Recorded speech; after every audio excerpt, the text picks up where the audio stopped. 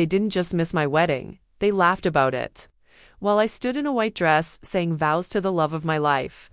My parents and golden boy brother were throwing a barbecue in our backyard, posting selfies like the day meant nothing. That was the moment I stopped waiting for their love, and started planning a life where they'd never get to claim a seat at my table again. I always knew my parents preferred my younger brother Sam. He was the golden child, straight A's, football captain, charming and charismatic, the kind of son they paraded around like a trophy. I was quieter, more creative. I wrote poetry, painted, and once got second place in a national short story competition. They didn't even frame the certificate, it's just writing. My dad had said, asterisk, not something real, like what Sam's doing. Asterisk, I had learned not to expect applause from them, but nothing prepared me for the day they decided my wedding wasn't worth showing up for. My fiancé Julian was everything I had ever hoped for. Kind, intelligent, patient, and someone who loved the parts of me my parents never noticed. We met during grad school, both of us pursuing our dreams without needing applause. He was there for me through every family dinner where I was invisible, through every holiday where my gifts were always an afterthought, and through every moment where I questioned if I'd ever be enough.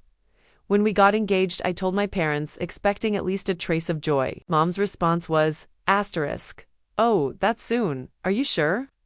And Dad just muttered something about hoping I wouldn't be too emotional on the big day. We sent out the invitations. We even arranged a shuttle from their town to the venue, so travel wouldn't be an excuse.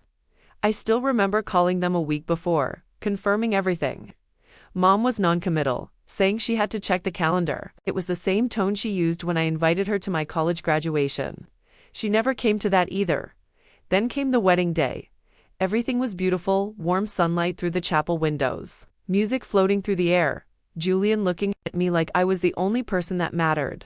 My friends were there, his family was there. My parents' chairs were empty.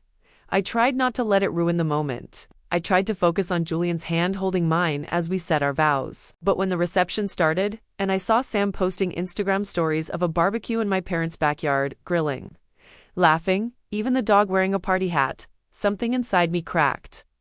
I left the reception for a moment and stepped. Outside, the sky was painted with twilight, a gentle breeze brushing my face. Julian followed me out and said, asterisk, they're the ones who missed out.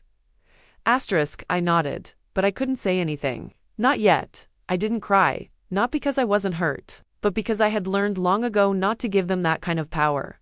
Instead, I made a choice. That night, after the guests had gone, and Julian and I were alone in our small hotel suite, I looked him in the eyes and said, asterisk, they don't get to be part of our future unless they earn it. He kissed my forehead and said, I'm with you, whatever you decide. Asterisk, weeks went by, no apology came, no call, just silence, until one evening, 2 months after the wedding, I visited them not out of forgiveness, but because I needed to know why.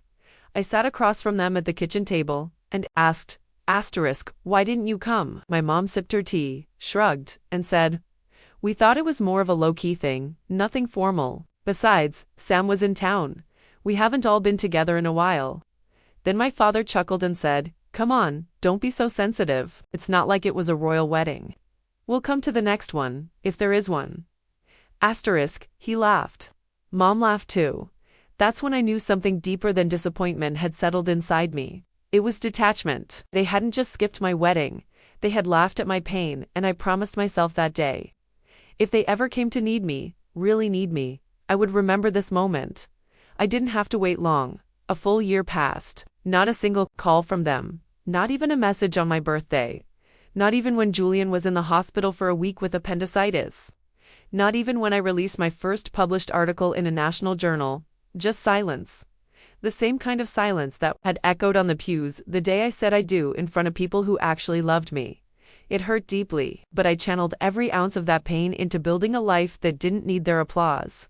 Then, one cold morning in January, a message came in from my cousin. Asterisk, mom's been diagnosed. Ovarian cancer, stage 2. She didn't want to tell you, but I thought you should know. Asterisk, I didn't know what to do with that. She was still my mother, but was I still her daughter? I sat with it for a week, then another dot, until one rainy Tuesday. Julian sat next to me and gently said, asterisk, if you go for you, not for them. Not to fix what they broke. Just so you never carry the regret of wondering. Asterisk. So I went. The house looked smaller than I remembered. Duller, the garden she once meticulously kept was dry and overgrown. I rang the bell, unsure of what I even wanted to say. Dad opened the door, and for a moment he just stared at me, like I was a ghost. "Come in," he finally mumbled. Stepping aside, I saw her on the couch, thinner, hair already starting to fall out in patches, wrapped in a knitted blanket. She looked up, and for a second something flashed in her eyes. Not quite remorse, not quite joy, just something close to surprise. "I didn't expect you," she said. I nodded. Asterisk, I didn't expect to come. Asterisk, she looked down. Asterisk, you always had a strong heart. Asterisk, no apology, no warmth, just a passive comment. But this time, I didn't shrink. I came because I needed closure, I said, my voice calm but firm. Asterisk, because I need to say the things you never had the courage to. I sat across from her. You laughed when I asked why you missed my wedding. Do you know what that felt like? Like I was begging for scraps of affection from people who were supposed to be the foundation of my life.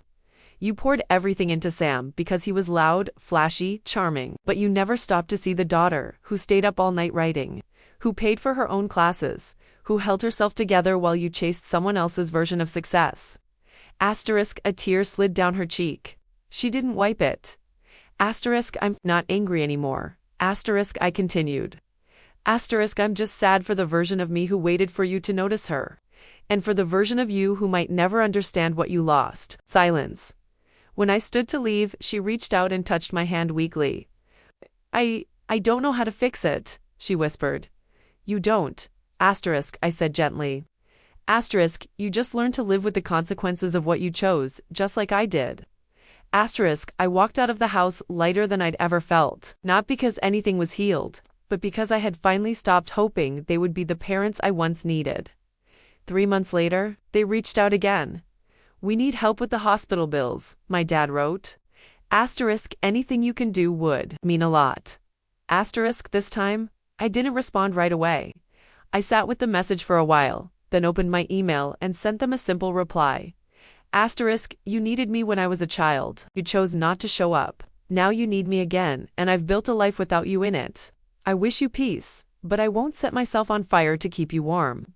Asterisk, I pressed send. It was not revenge. It was not cruelty. It was clarity, the kind that grows when you finally understand that forgiveness does not always mean reconnection. That love, to be real, must be mutual. And that sometimes the most powerful thing you can do is walk away without bitterness, but with firm, unwavering self-respect years later. I would give a TED Talk.